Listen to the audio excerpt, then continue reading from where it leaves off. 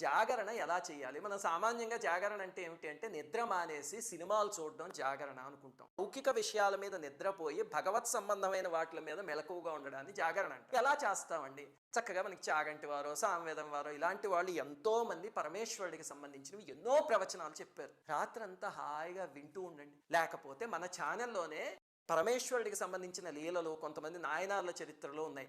లేకపోతే అరుణాచలం మీద ఎన్నో వీడియోలు ఉన్నాయి. వారణాసి మీద, కాళహస్తి మీద ఉన్నాయి. అవి పెట్టుకుని మానసికంగా క్షేత్రాలన్నీ యాత్ర చేయండి. అరుణాచలం అందరం వెళ్ళాం శివరాత్రి రోజు, వారణాసి అందరం వెళ్ళాం. ఆ వీడియోస్ పెట్టుకుని అరుణాచలం అలా యాత్ర చేసినట్టు, వారణాసి యాత్ర చేసినట్టు భావించారనుకోండి, మానసికంగా వెళ్ళిపోతారు. అది అసలైన జాగరణ అంటే. ఆ రకంగా చేయాలి తప్ప పనికిమాలిన లౌకికమైన సినిమాలు చూస్తూ రాత్రంతా నిద్ర మానేయడం మాత్రం జాగరణ కాదు. నిద్ర లేచి ఉండడం కోసం అలాంటి సినిమాలు చూసేటట్టయితే నేను చెప్తున్నాను, హాయిగా వెళ్ళి పడుకోండి. కనీసం నిద్రైనా పడుతుంది, అంతేగాని పుణ్యం మాత్రం రాదు.